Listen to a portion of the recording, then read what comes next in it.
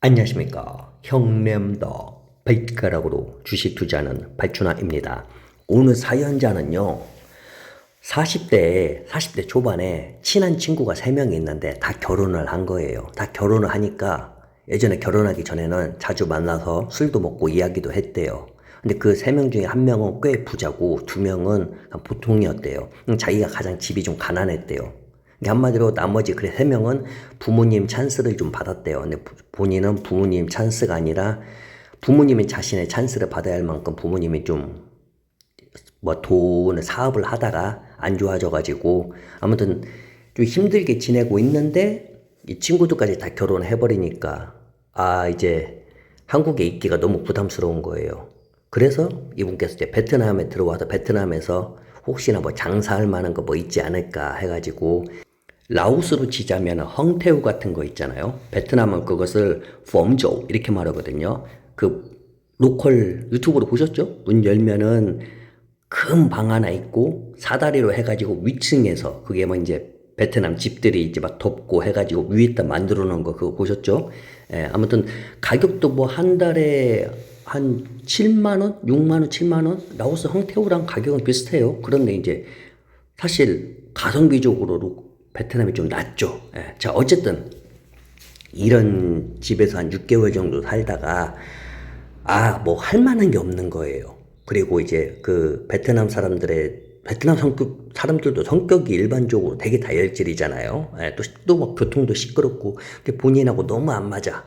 그래서 라오스로 이제 들어왔죠. 본인도 이제 매달 베트남에서 라오스로 와서 비자런을 했으니까 이제 비자런에 대해서 잘 아니까 그쪽 국경을 통해 가지고 라오스 들어왔어요. 라오스 들어와서 이제 라오스에서 집을 구했어요. 집을 구했는데 헝태우를 먼저 구했어요. 헝태우를 구하다가 이 사람들이랑 같이 지내다 보니까 이 라오스 헝태우가 되게 지저분해요.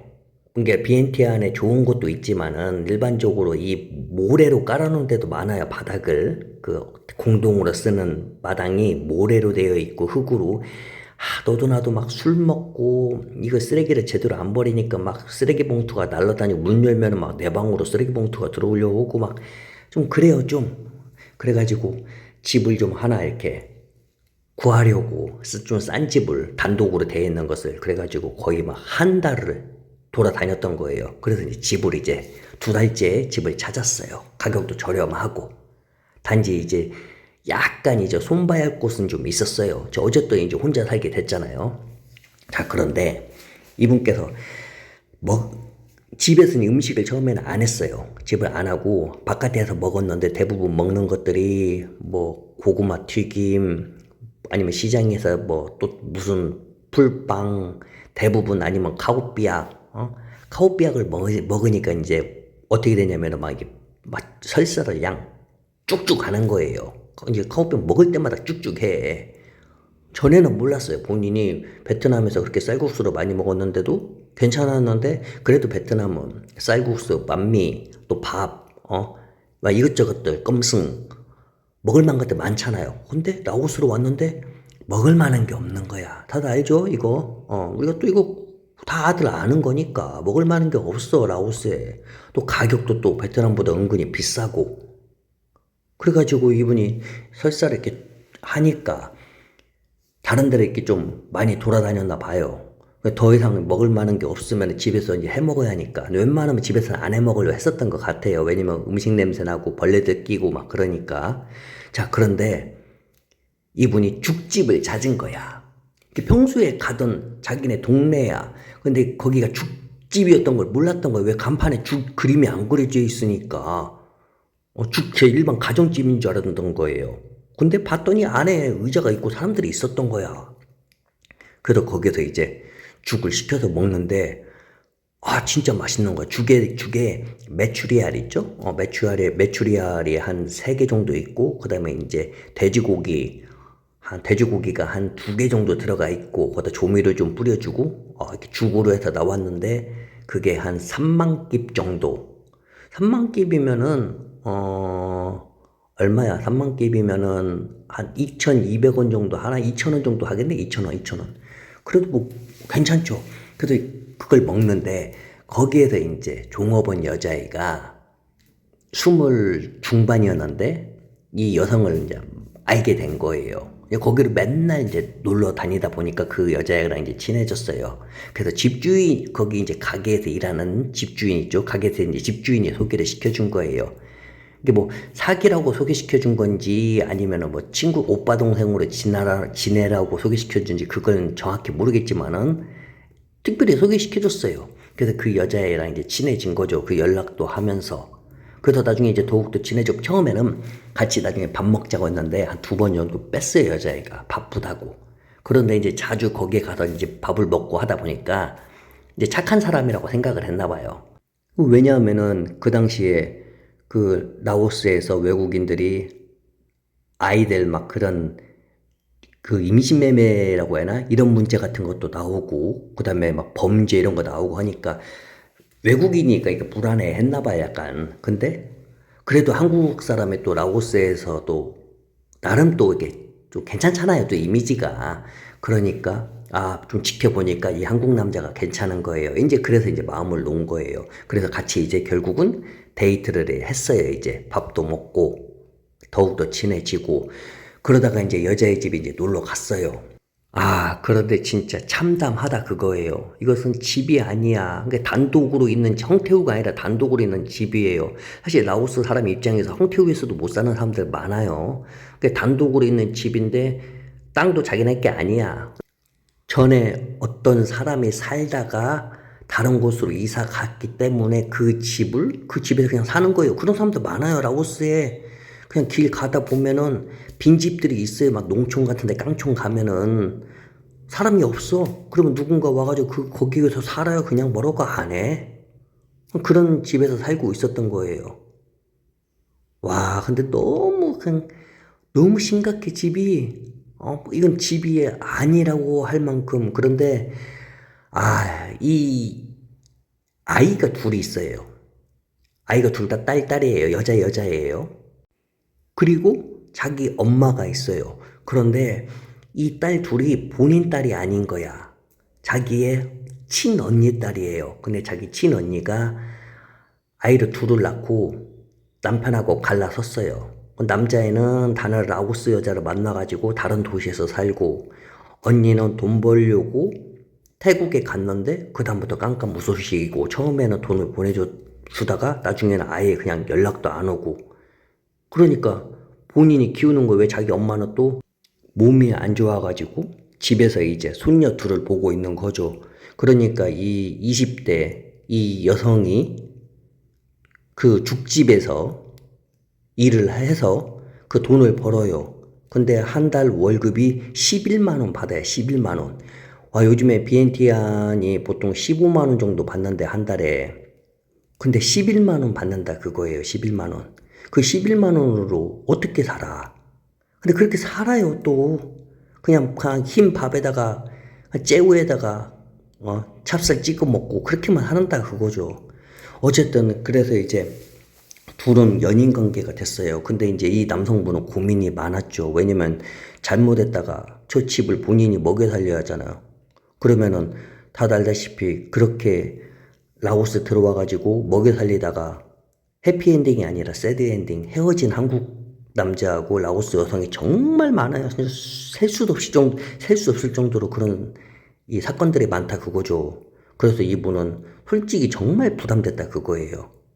그래도 자기 집에 이제 이 여자의 그 손녀 있죠? 조카죠. 그러니까 여자친구의 조카. 이 여자친구가 조카를 데리고 이제 자기 집에 자주 놀러 왔어요. 그런데 이제 이 여자는 죽집에서 일을 해야 하잖아요. 그러니까 일하러 가고 일 끝나면은 자기 이제 조카 둘 데리고 놀러 오고 그랬단 말이에요. 근데 이제 조카 둘이 이 한국 분 집에 가면은 재미있고 에어컨도 있고 유튜브 같은 것도 볼 수 있고 그러니까 이제 자기 여자친구가 죽집에 가면은 이 애들이 이 한국 남자 집에 놀러 오는 거예요. 그러면서 이제 자기 여자친구 끝날 때까지 자기 집에서 기다리고 있는 거죠. 이제 그거야 뭐 괜찮다 그거죠. 그것도 괜찮다 그거야. 근데 이제 하루는 심심해가지고 이 한국 분께서 베트남에서 잠깐 살았다고 했잖아요.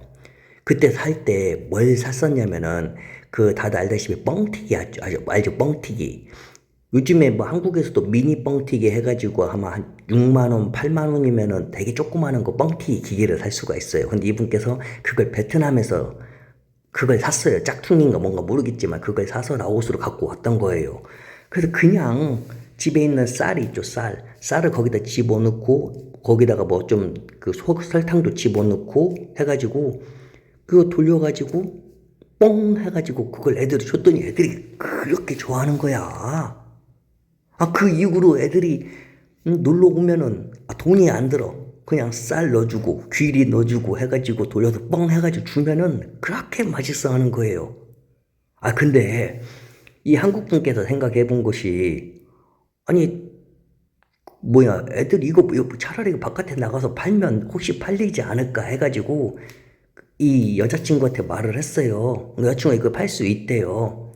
그래서 얼마 정도 팔면 될까 했더니 한 10판 정도 받으면 된대요. 한 600원 정도. 그래가지고 이 한국 분께서 그 조카 있죠?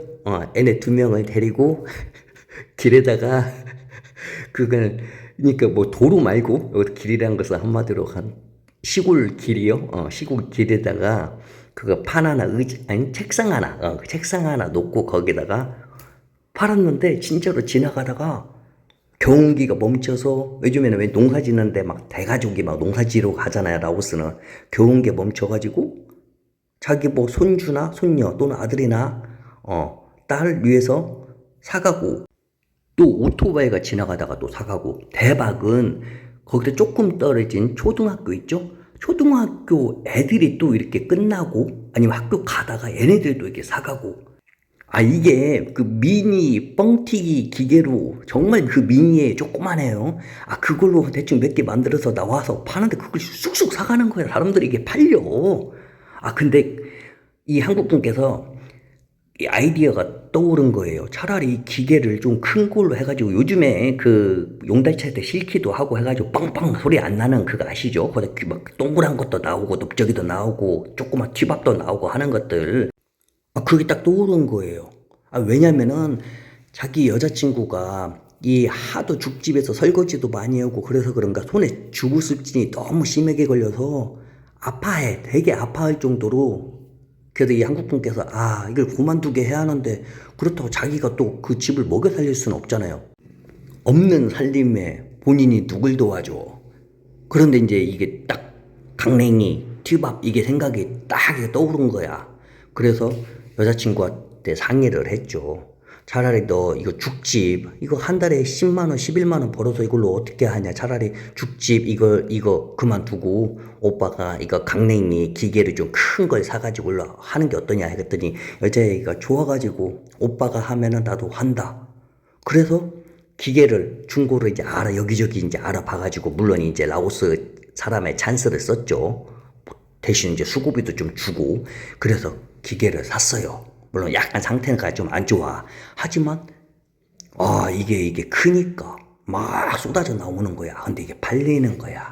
이게 가장 좋은 점이 돈을 한 달에 22만 원에서 한 28만 원 사이로 이게 돈이 벌린대요. 순이익이. 여자친구 혼자 죽집에서 일했을 때 10만 원 벌었잖아요. 10만 원, 11만 원. 근데 이분께서 이거 돈을 다 여자친구 줘요. 그럼 여자친구가 그 돈으로 자기 조카들하고 엄마 충분히 케어할 수 있잖아. 전에 비해서.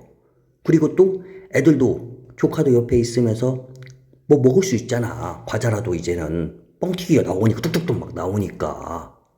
처음 만났을 때 그리고 처음 사귀었을 때는 다들 알다시피 한국 남자 뭐 라오스 여자 만났다가 금방 헤어지는 게 많잖아요. 이분도 그런 생각을 했는데 이게 같이 이제 장사를 하는 거잖아. 같이 이게 어떻게 보면 동업 맞잖아. 동업이잖아. 그러다 보니까 둘의 사이도 더욱더 돈독해지고 그리고 같이 있다 보니까 처음에는 집을 이 한국분 집에 왔다 갔다 자기 집에 가서 조카도 돌봐야 하고 부모님도 이제 돌봐야지 엄마를 돌봐야 하니까 근데 왔다 갔다 했다가 이 한국분 집에서 이제 자고 가기도 하고 그러다가 하다 보니까 이게 어이구 두꺼비가 생겨버렸네. 두꺼비가 생겨버렸어요.